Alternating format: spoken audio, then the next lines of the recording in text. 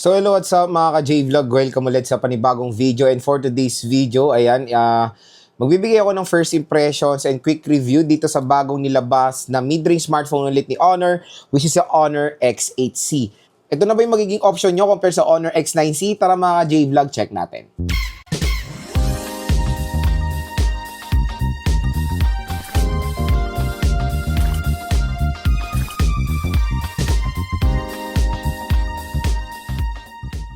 Mga ka-J-Vlog, lumabas na or in-announce na ang bagong labas na Honor X8C. So, ito yung parang nasa mid-range segment din ni Honor na mas low specs lang compared doon sa Honor X9C. So, yun nga, medyo hati yung opinion natin when it comes sa Honor X8C dahil medyo, yung specs niya, kakaiba lalo na sa kanyang price segment. So again mga ka-J-Vlog, this is just a first impressions and quick review sa bagong labas dito sa bagong labas na smartphone ngayon ni Honor. At yun nga, ano nga muna ba ang presyo nito? So, na-announce na nga ang Honor X8C ngayong March 2025 na merong price tag na 13,999 or almost 14,000 pesos mga ka-J-Vlog. So, syempre, when it comes sa ganitong price tag, ina-expect natin na 5G na itong device na to. Pero sad to say, it's a 4G smartphone. Pero bumawi siya sa, sa RAM at ROM eh. Yung RAM niya is just, I think, minimum na talaga when it comes sa ganitong presyo. 8GB of RAM. Pero internal storage nito, napakalaki. 512GB of internal storage sa price tag ng 14,000 pesos. For me, sulit naman yan.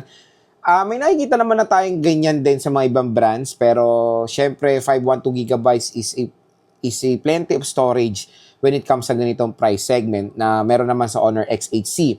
Pero again, nakakalungkot lang dito sa device na to is a 4G smartphone mga ka-J-Vlog. So usually kasi dapat sa mga ganitong segment is 5G na.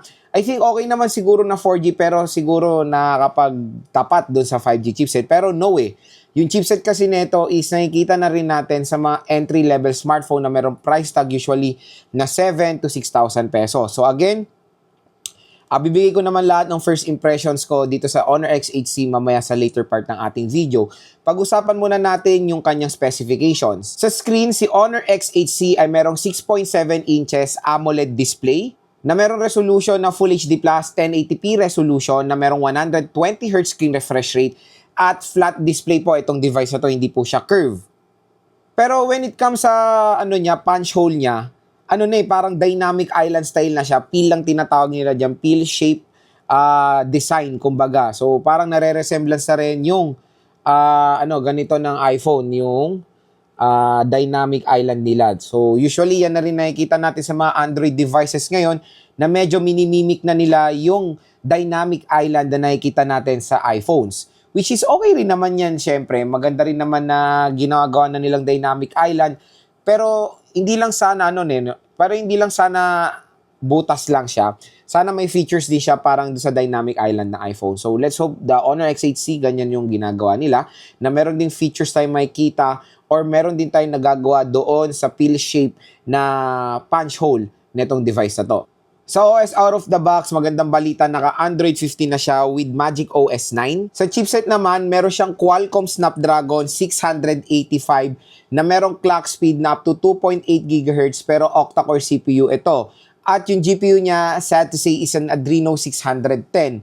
So, yun nga mga ka-J-Vlog, when it comes sa chipset na itong device na to, yes, malakas naman yung Qualcomm Snapdragon 685 pero it's not perfect fit when it comes sa ganitong price point kasi. Meron siyang dual rear camera system with 108 megapixel main camera at yung front-facing camera niya is 50 megapixel. Meron siyang dalawang biometrics, face unlock at fingerprint scanner at pagdating sa battery, meron tayong 5,000 mAh non-removable battery na support ang 35-watt fast charging. Ang maganda rin sa device na to is meron siyang ingress protection. Mataas naman yung IP rating niya, IP64 water and dust resistant. So yun mga ka-J-Vlog, next gusto ko ibigay sa inyo yung first impressions ko dito sa Honor X8C based sa kanyang overall specifications. So number 1, dito tayo sa display niya. Sa display perspective is okay naman yung ma-offer ng Honor X8C na AMOLED display, malaki yung screen niya, tapos yun nga, medyo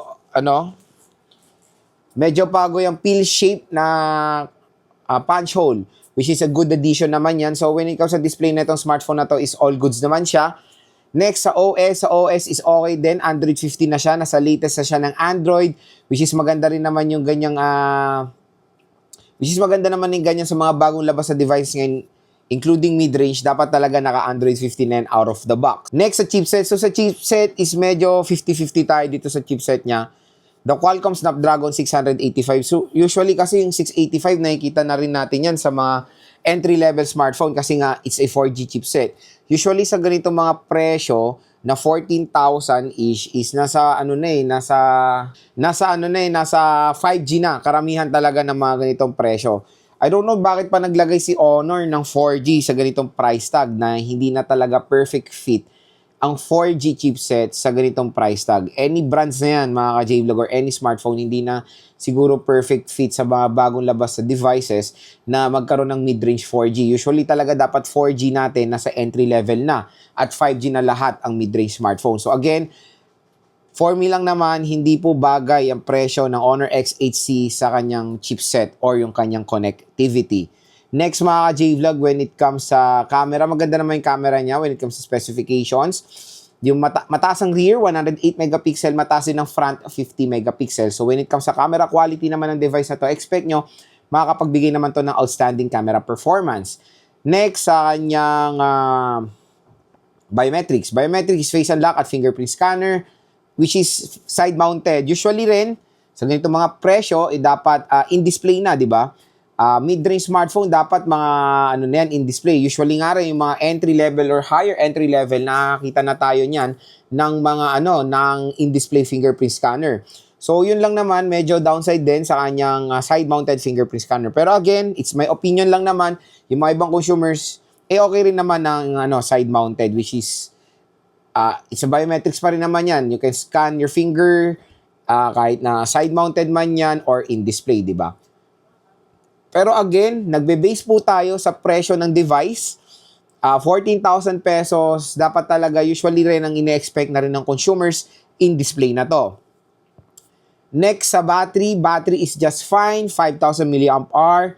The charging rate is medyo 50-50 rin tayo. Tinasa ng konti, 35 watt. Ang minimum na nakikita natin usually is 33 watts, di ba? For me, 35 watts is yes, fast charging yan. Mabilis naman ma-full charge itong device na to. Within 1 hour, ma-full charge nyo rin naman itong Honor X8C. So yun lang mga ka-J-Vlog yung first impressions ko dito sa Honor X8C. Hopefully nakatulong itong mga sinabi ko sa inyo. Kung nagde-decide na kayo bumili na itong smartphone na to, again, you can start pre-ordering this device sa March 21, 2025 according sa sites na nakikita natin. Tinignan ko siya sa Shopee, hindi pa naman siya available.